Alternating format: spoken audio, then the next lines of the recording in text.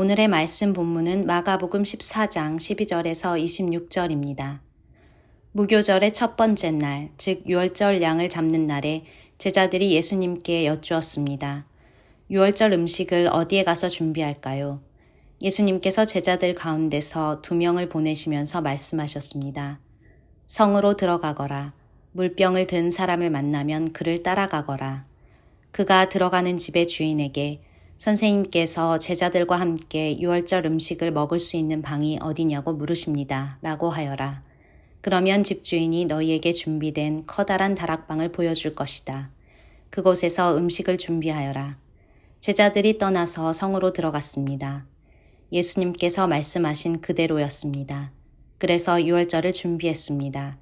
저녁이 되자 예수님께서 12제자들과 함께 그 집으로 가셨습니다. 식사를 하는 동안 예수님께서 말씀하셨습니다. 내가 너희에게 진정으로 말한다. 나와 함께 음식을 먹고 있는 너희 가운데 한 사람이 나를 배반할 것이다. 제자들이 근심하면서 한 사람씩 예수님께 말했습니다. 설마 제가 그 사람입니까? 예수님께서 대답하셨습니다. 12제자 가운데 한 사람이며 나와 함께 그릇에 손을 넣는 사람이다. 인자는 성경에 기록된 대로 죽지만 인자를 넘겨주는 사람에게는 화가 있다. 그 사람은 차라리 태어나지 않았더라면 자신에게 더 좋았을 것이다. 식사를 하는 동안 예수님께서는 빵을 들고 감사 기도를 드리셨습니다. 그리고 떼어서 제자들에게 주시며 말씀하셨습니다. 받아라, 이것은 나의 몸이다. 또 잔을 들고 감사 기도를 드리셨습니다. 그리고 제자들에게 잔을 주어 제자들이 마셨습니다. 예수님께서 말씀하셨습니다. 이것은 많은 사람들을 위해 쏟는 나의 피, 곧 언약의 피다. 내가 진정으로 너희에게 말한다. 내가 하나님 나라에서 새 것으로 마실 그날이 올 때까지는 결코 다시 포도나무에서 난 것을 마시지 않을 것이다. 예수님과 제자들은 찬송을 부른 뒤 올리브산으로 갔습니다. 식사를 함께하는 것은 가장 일상적인 삶의 모습 가운데 하나이죠. 그런데 동시에 우리 인간이 그동안 해왔던 일 가운데서 가장 심오한 행동 중에 하나라고 말을 할 수 있습니다. 왜냐하면 식사가 함께하는 사람들을 하나로 묶어주고 정체성과 또 삶의 의미를 형성하는데 큰 역할을 하기 때문이죠. 오늘 본문에서 예수님도 그분의 사역 가운데서 가장 중요한 의미를 담은 메시지를 전하기 위해서 특별한 식사 자리를 마련하셨는데요. 이 자리에서 예수님은 그분이 곧 죽게 되시는 이유에 대해서 설명을 해주십니다. 그 설명을 하신 자리가 바로 유월절 식사 자리였죠. 예수님은 유월절 기간에 예루살렘으로 가셔서 성전에서 물건을 사고 팔던 상인들을 내쫓으셨습니다. 그 외에도 많은 일들을 성전 안에서 하셨는데요. 그 일로 인해서 생기는 결과들을 모두 감당하려고 결정하셨습니다. 예수님은 자신에게 남은 마지막 시간을 이 식사 자리에서 제자들과 중요한 메시지를 나누는 것으로 마무리하려고 하세요. 이 자리는 제자들에게 예수님의 삶과 목적, 그리고 그분의 임재를 재발견할 수 있는 그런 시간이 될 겁니다. 한편으로 이 식사는 기존의 유월절 식사와는 다른 면이 있었는데요.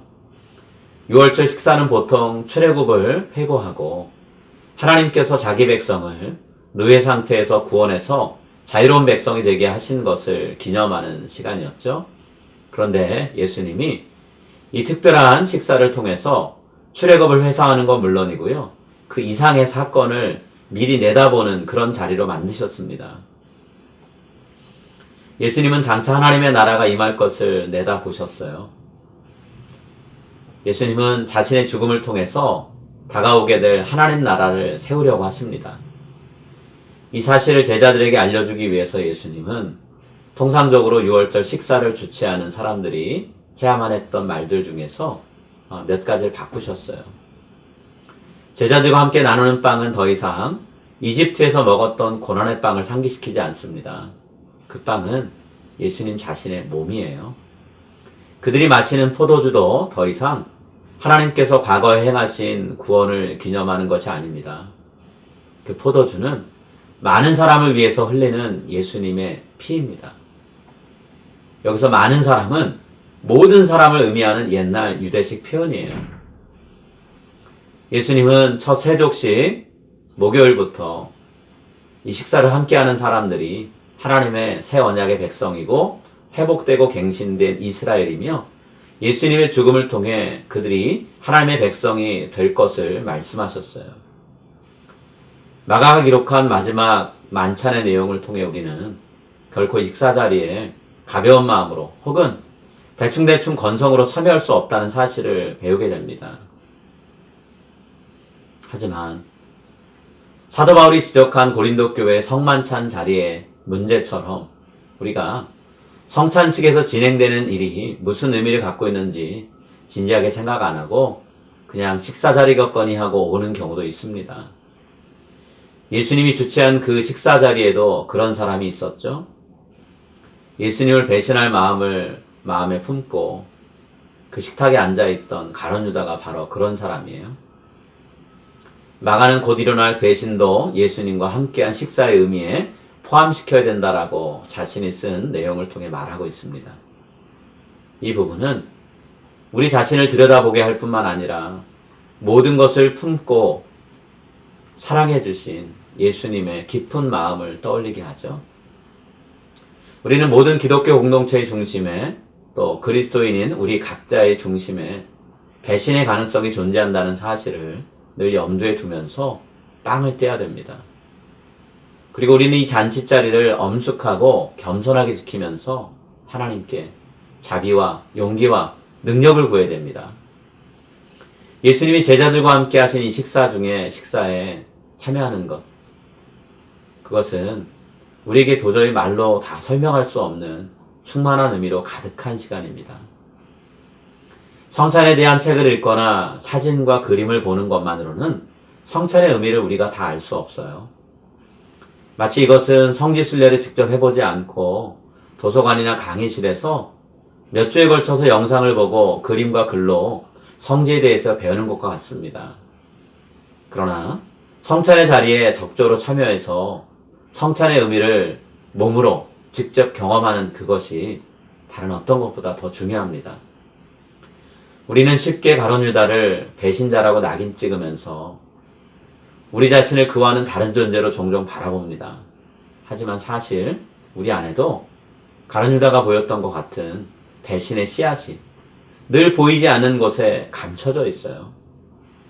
6월절 식사 자리에서 예수님이 보여주셨던 것처럼 수많은 유혹과 도전 앞에 무너지기 쉬운 우리를 사랑으로 받아주시며 다시 일으켜주시는 은혜가 저와 여러분에게 임하기를 바랍니다.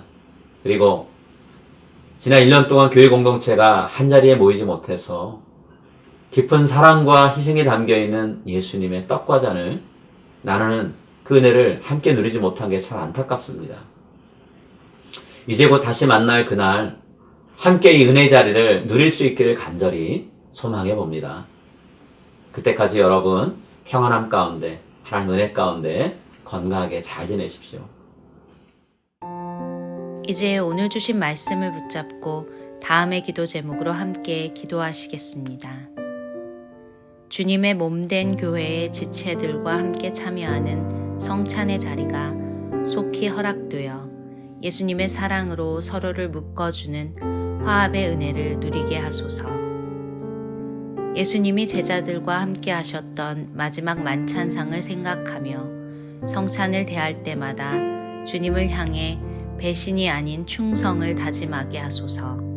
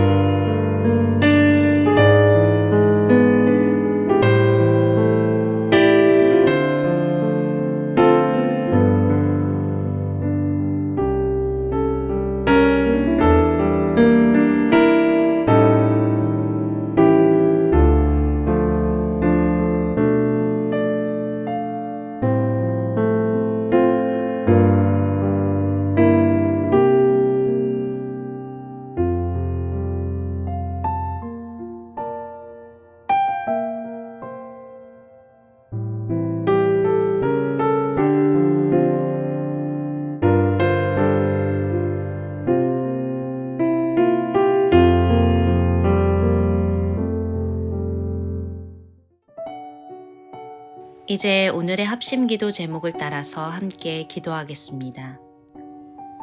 예수님이 십자가를 지고 고난과 순종의 길을 걸으셨듯이 나도 내 십자가를 지고 순종의 길을 걷게 하소서. 나를 돌아보는 시간을 가질 뿐만 아니라 주변에서 아픔과 괴로움을 겪고 있는 이들을 돌보게 하소서. 하나님의 말씀을 깨닫고 아는 데서 그치지 않게 하시고 실천함으로 말씀의 능력을 체험하게 하소서.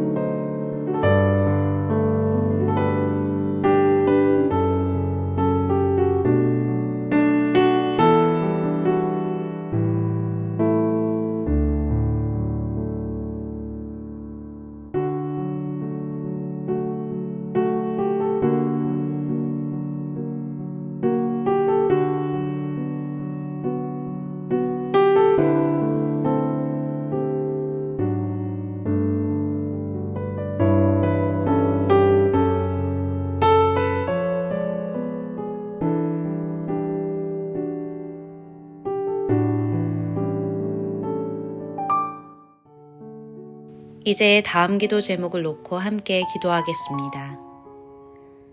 미얀마에서 벌어지는 학살과 총격이 중단되고 국민을 제대로 섬길 새로운 정부가 세워지게 하소서. 북한과 중국을 비롯한 여러 나라에서 벌어지는 반체제 인사들의 구금, 고문, 학대가 사라지게 하소서. 코로나 팬데믹과 기아, 그리고 자연재해와 인재로 인해 삶의 위협을 받는 이들을 지켜주소서.